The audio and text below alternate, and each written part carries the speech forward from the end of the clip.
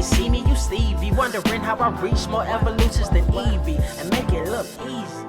What is up, Earth's mightiest subscribers? It's Ernie the Blerd without fear. Welcome back to the channel. All right, so today's video, I want to kind of keep it in the same vein as we've been doing for X-Men comics as of late. We're just doing like a big ol' info dump, and let's go ahead and get started. Let's not stand on ceremony. All right, so first up on the list is going to be Exceptional X-Men number 8.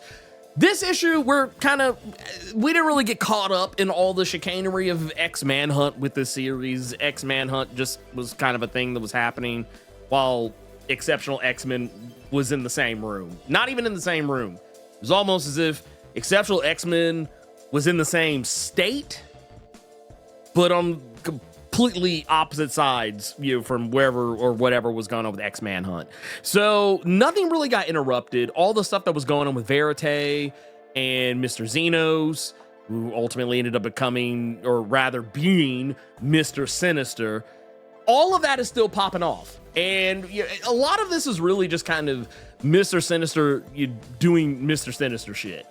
You know, using his knowledge of genetics and your DNA and knowing how to splice things and create all kinds of weird manners of chimeric beings.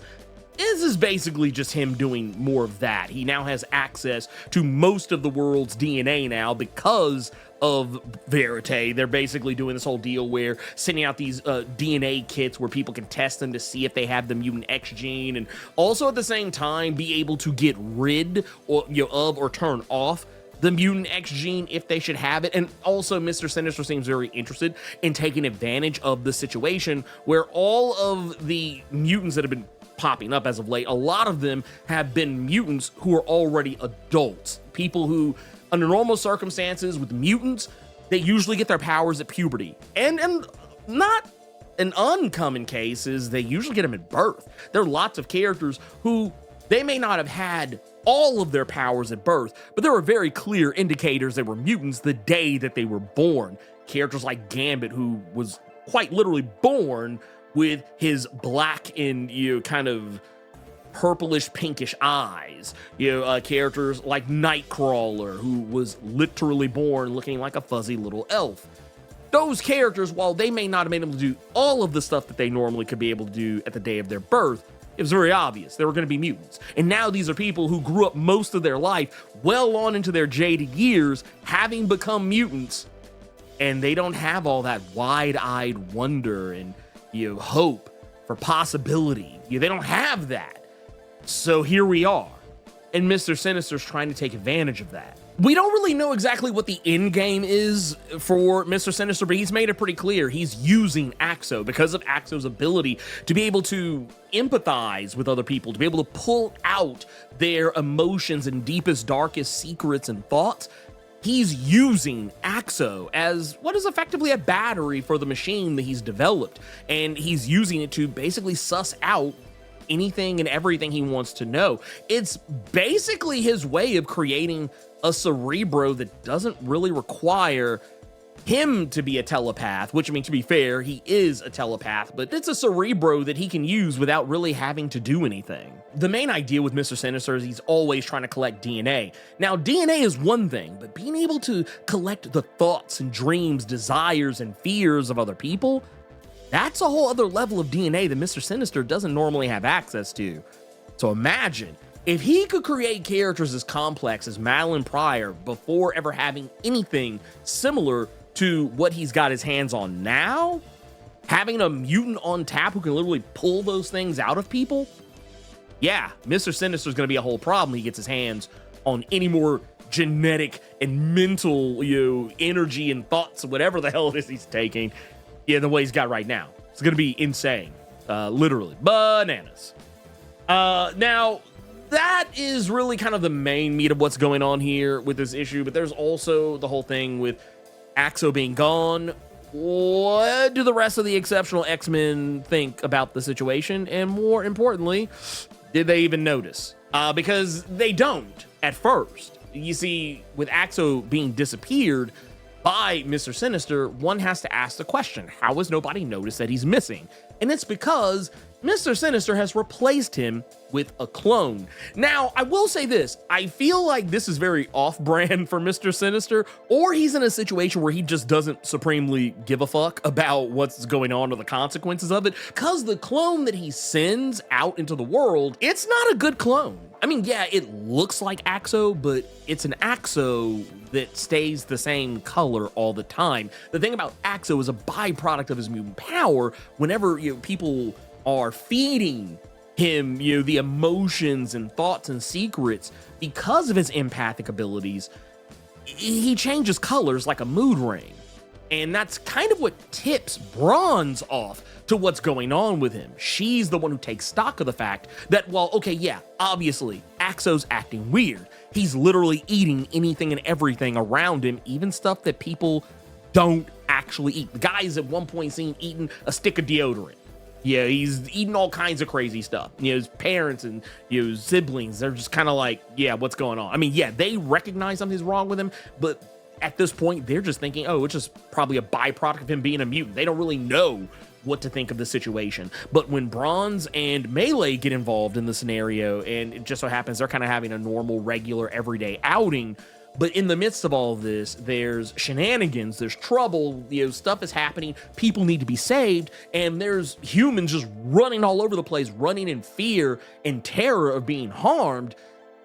And Axo hasn't changed color not one time. And that's how everyone's able to pick up on the fact that something's not right.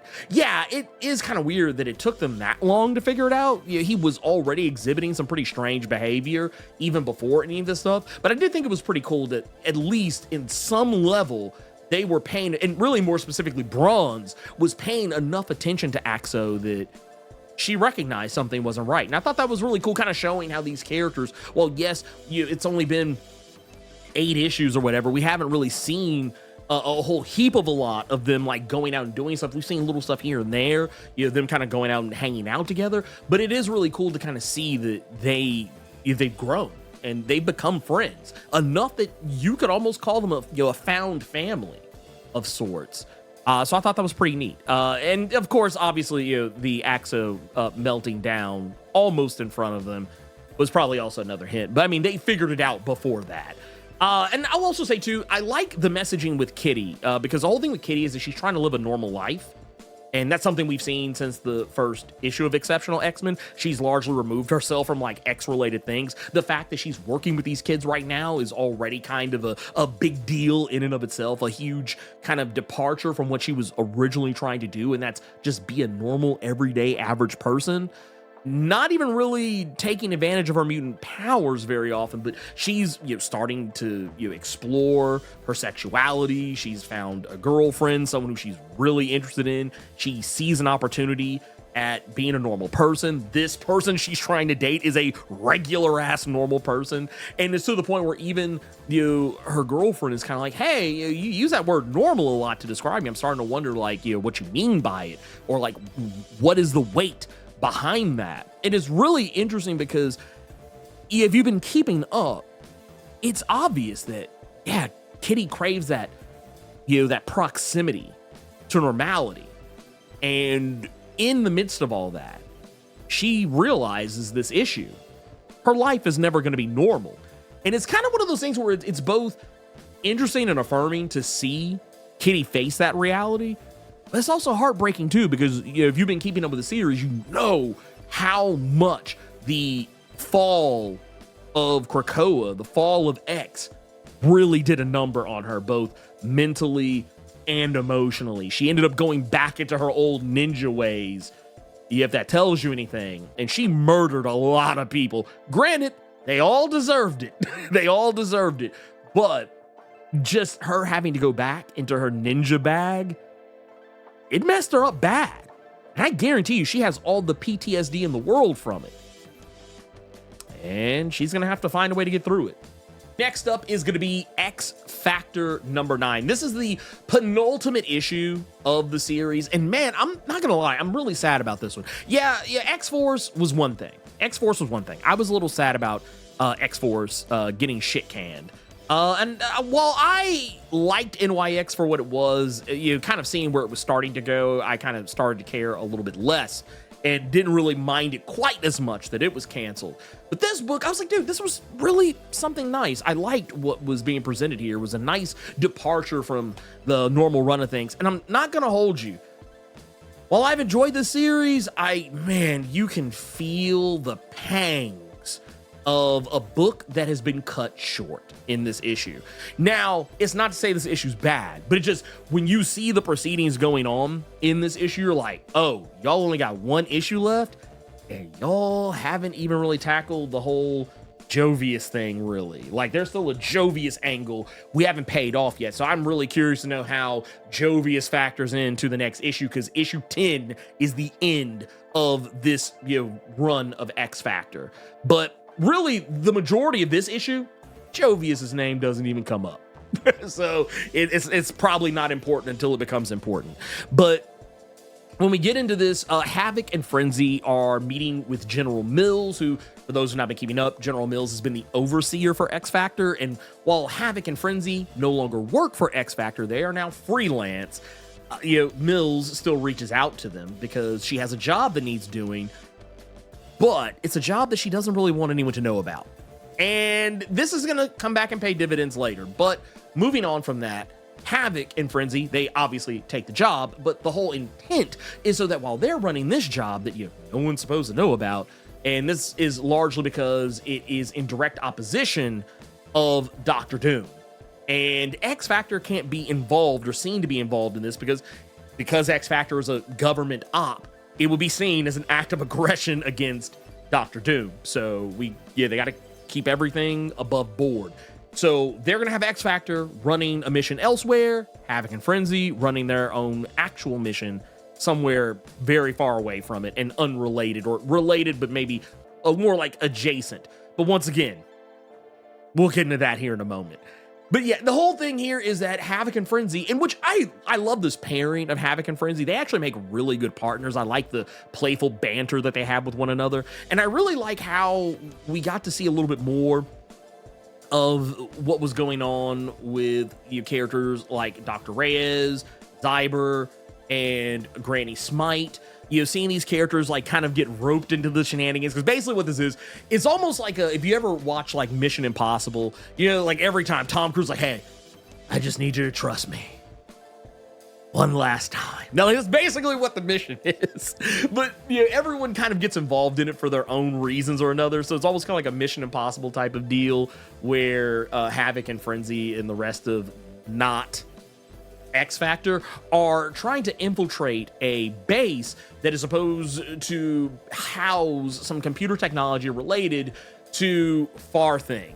For those unfamiliar, Ethan Farthing is a tech bro and scientist who's kind of giving Elon Musk vibes if Elon Musk actually was a scientist. Which he is not. He's just a wealthy dude who has money to pay people to be scientists for him.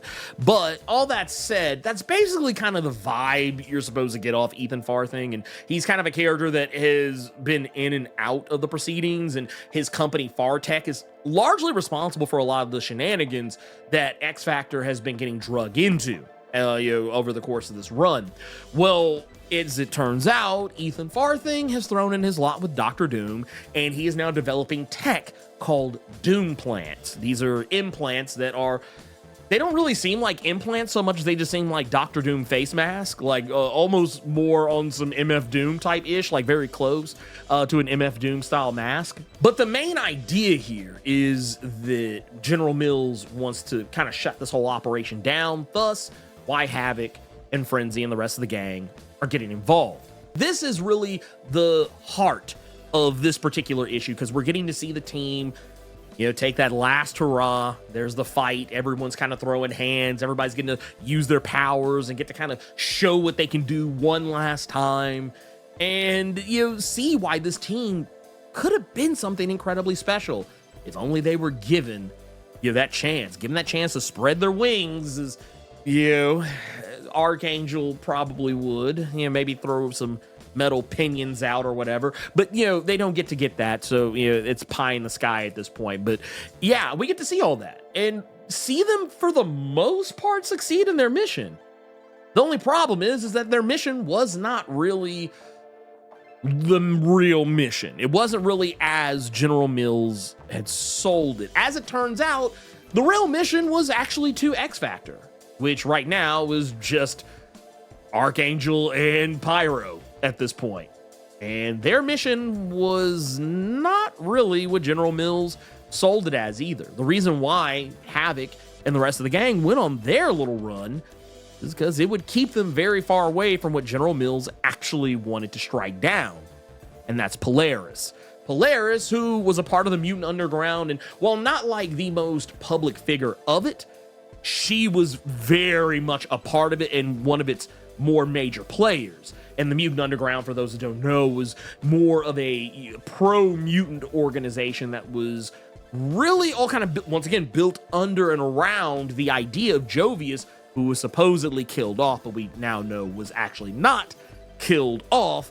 And the government has basically been trying to shut the whole thing down. Now they're trying to take out Polaris, and they have sent a recently upgraded Archangel, who, when we saw in the previous issue of X Factor number 8, he had gotten his metal wings, which, to be fair, he never lost the metal wings. For those unfamiliar, he has been able to switch back and forth between being Angel and Archangel at will. Though sometimes it's less of his own free will, than anything else. But he has shown he has the capacity to turn into Archangel whenever he so chooses. But he does tend to do it when he's very angry or distraught. Well, in this particular instance, he's gotten an upgrade to his metal wings. They could do all kinds of new formations, and now he has claws and talons and things of that nature added to his kit. However, it seems like they added something else to him, and his personality has changed when he's become Archangel. Like, under normal circumstances, when he's been Archangel, especially more recently, it's not like he's some mindless drone or some evil asshole. Now he seems like he is just that. Like, before, and not to say he wasn't evil or anything like that beforehand. He was originally turned into Archangel by Apocalypse back in the OG era of X Factor. But it's just to say that more recently, when he's been Archangel, he's been quite reasonable, very, I won't say affable. No one's going to accuse him of, being, a barrel of laughs or anything. But yeah, you can just look at him and tell that something's not right. Like, something's not clicking up here. It's almost as if he's under some level of control, compulsion, take your pick. Like, I don't know, it seems like he's too bought in. He's too far gone into drinking the Kool-Aid of the government, which just doesn't seem very Warren Worthington III, especially when you consider he didn't really seem on board for the whole X Factor thing to begin with. So something has clearly been done to him and has kind of reverted him back to, I won't say like his evil, not Apocalypse days, but something closer to what he was like when he was Death and a Horseman of the Apocalypse. And that's kind of where the edge of this story comes in. Like, yeah, the Havoc and, Frenzy, Zyber, Granny Smite, and Dr. Ace, all that stuff is the heart of this book. But the Archangel and Polaris part is definitely the edge of it. And I kind of wonder how this is going to play out too, because Polaris is in a situation where she's fighting a guy who, under normal circumstances, she would be able to solo no problem. There is, under normal circumstances, no world where Archangel is going to defeat Polaris solo dolo. However, this is, once again, as I said earlier, this is an upgraded Archangel. His wings aren't made of ferrous metal anymore, so Polaris's powers won't work on him. But I have a feeling that Russell is going to use something that we saw in the previous issue of X Factor number 8. We saw where in a fight where Havoc and Cyclops were up against each other, their powers don't work on each other. But Cyclops used his powers to affect things around Havoc, thus being able to put them hands on him. I kind of feel like Polaris is going to do the same, because I don't know, it seems like it would be just really silly if Polaris couldn't handle Archangel on some level. You know what I mean? Even if he doesn't have any metal on him anymore, despite the fact that he has, like a substitute of metal. And then I just wonder how this is going to play out, in the end, because once again, we only have one more issue left. I feel like there's still some stuff that's going to be left on the table. Havoc and the rest of the gang, they're nowhere near Polaris. They're the thousands of feet in the air in a plane that has literally just been gassed by the mutant Strict 9. And I'm pretty sure they're going to be able to get out of it. I mean, you have Dr. Cecilia Reyes right there. She can create force fields that could, I would believe, hold off the toxic nerve gas that Strict 9 can produce. But I don't know. I have a lot of questions about how this is gonna fare in the next issue. Just there's a lot of moving parts that need to fall into a proper place, and sadly, I'm not particularly hopeful it's gonna do that. But I would love to be proven wrong.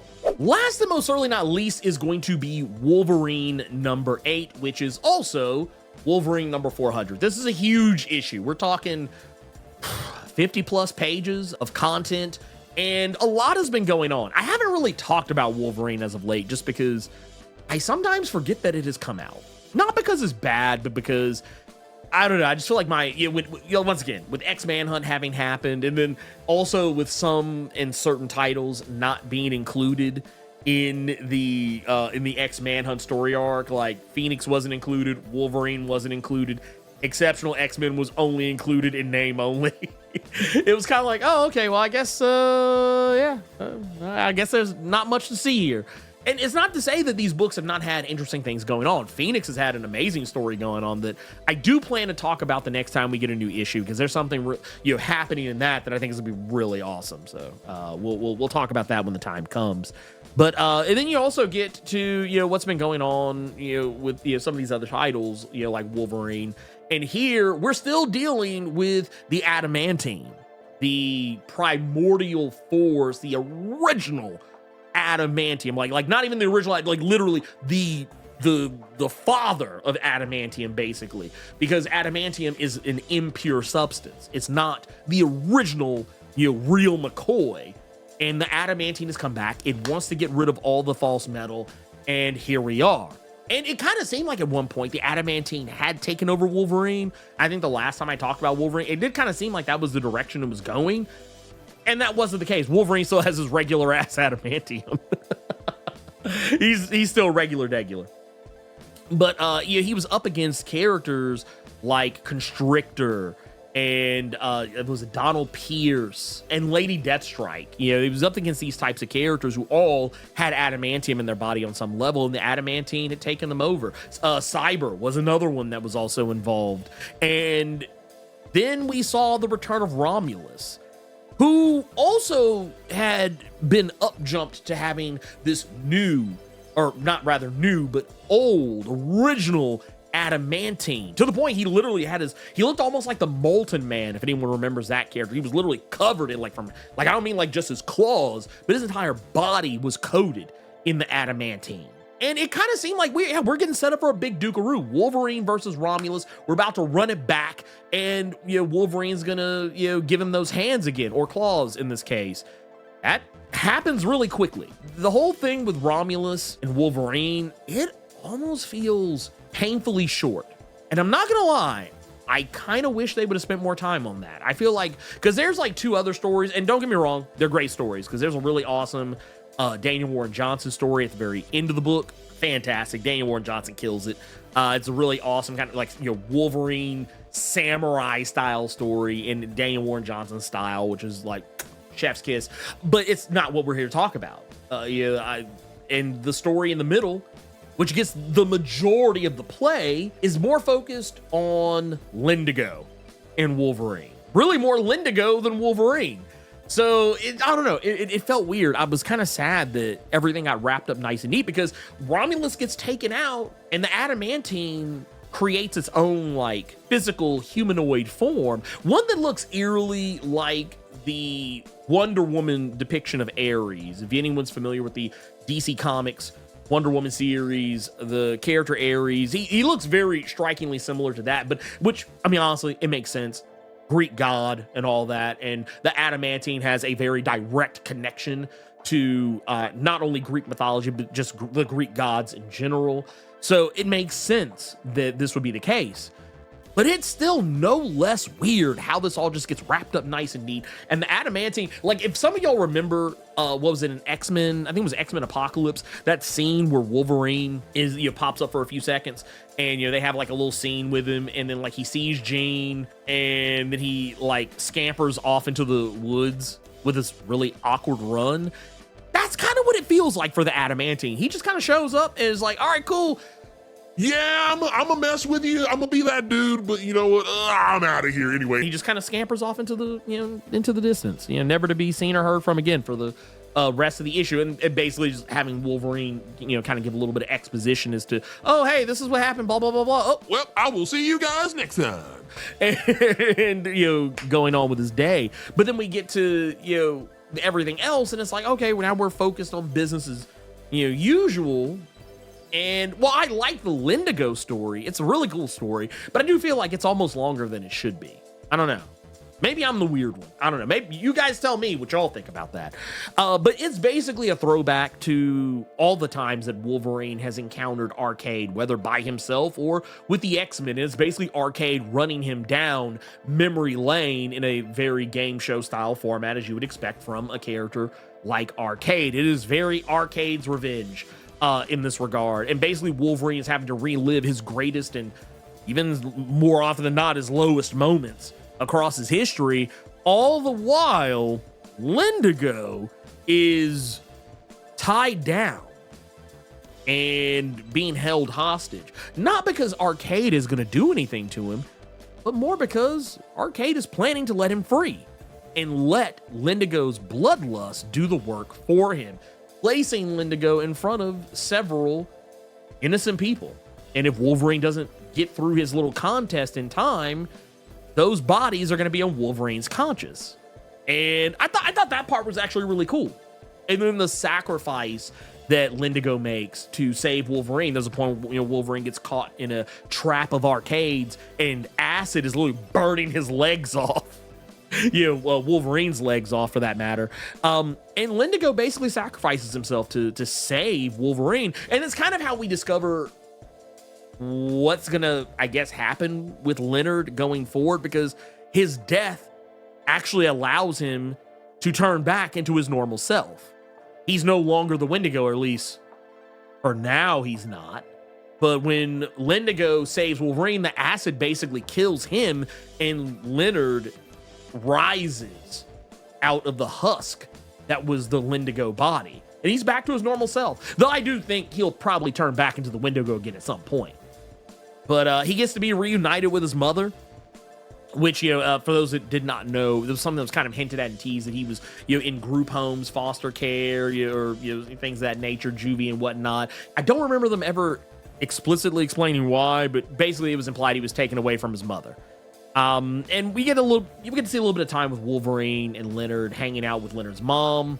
And it's kind of here where it almost seems like none of this really matters until you get to the end of the story, where it's revealed that Wolverine's kind of feeling some type of way because he's watching Leonard and his mom being happy and together again, and Wolverine doesn't have the best relationship with his mother. Sometimes people forget about that when Wolverine became a mutant, when it became very apparent he was a mutant, when he first popped his claws, or technically they kind of imply it was the second time he popped his claws, that his mother kicked him out of the house.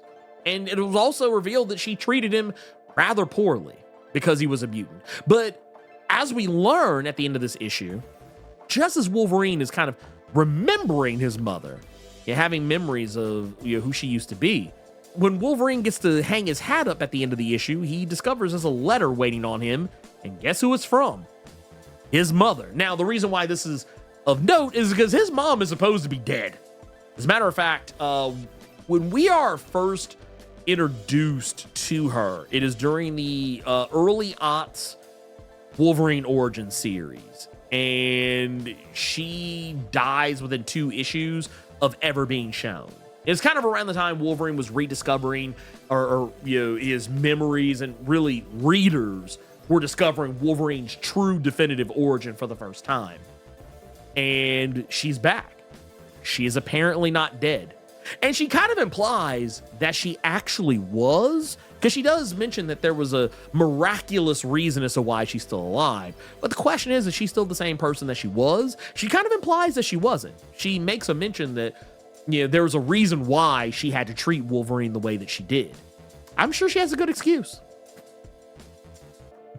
No, I don't. No, I don't think she has a good excuse. I don't know. Maybe she does. I don't know. Maybe we'll have to wait and see. We'll have to wait and see. But yeah, that's everything X-Men that came out that I care to talk about. That's it. Like I said, man, I talked about this before. From the Ashes is kind of getting to the point where I almost don't want to dedicate full, like, you know, deep dive videos to single issues of them. I just talk about them as they come out and just be like, okay, cool, we'll just talk about all in one video, because it's just, yeah, they're coming out with too many books. They're coming out with too many, and they're canceling the ones I like. They like I said, they're canceling X Factor, they're canceling Weapon X-Men. I'm like, dude, what are y'all doing? Like, what's going on here? What's happening here? Like, what's this? What's this? Why are we doing this? I don't get it. But whatever. I don't know. And there's some other stuff that I don't want to say too much about it, but there's also some other stuff that has been going on with the X Office I haven't particularly appreciated. You know, how some things have been handled. Doesn't have, and that's before you even get to Tom Brevoort's weird ass comments about Black X-Men and Latino X-Men characters and whatnot. It's before you even get to any of that stuff. It's just like, man, okay. But I don't know. I'm still on board. Like I said, I still love Storm. I still love, you know, even though, like, once again, Weapon X-Men and X Factor are canceled, I still love those books for as long as they exist. I think Phoenix has been doing pretty solid, great work. And then, of course, also the core X-Men titles have been great. And while I don't have any bad things to say about the Psylocke or Wolverine or Magic series, they're all great too. It's just that, man, there's this. I feel like, man, there's like way too many. There's way too many X-Men books going on around here, man. Which I guess maybe that's why they're canceling some. But I feel like, man, maybe we're promoting the wrong books to ongoing. I don't know. Maybe we'll have to wait and see. But I just feel like, man, it's like the 90s all over again, and man, I'm gonna need somebody to calm. I'm gonna need Tom Brevoort to calm down, man. We should have just coasted on 3 X titles. Maybe we should have just coasted on 3. Like, I don't even know. Like, man, it's tough too, because all of them, you know, all the core X-Men titles I think are great. But I feel like, man, maybe we should have staggered these a little bit more. I don't know. I feel like we were in too much of a rush to get back to status quo X-Men. And it's bad too, because I mean, you know, I see a lot of people talking about the Krakoan stuff. And it's like, dude, even the Krakoan stuff was rushed. They literally raced to the finish. And even before you kind of got into that, like, things were already kind of like getting, even before the last Hellfire Gala. But I don't know, I'm really excited because the next Hellfire Gala has already been announced. So or rather it's being referred to as like a Hellfire Vigil. I'm really excited to see what's going to happen with that. And let's go ahead and keep it a buck. I think we actually are going to be getting back to having less X titles, because it's been heavily implied that the next, whenever we do get to like whatever is the next X book, like main core title, it sounds like it'll only be the one. I'm not really 100% sure on that. It's just little rumblings and rumors, but we know they're going back to the mansion. Whether it's Grey Malkin or a new school altogether is another story, but we've already kind of seen that hinted at and teased in the solicits. I don't know, man. I'm just ready for X-Men to get back to something.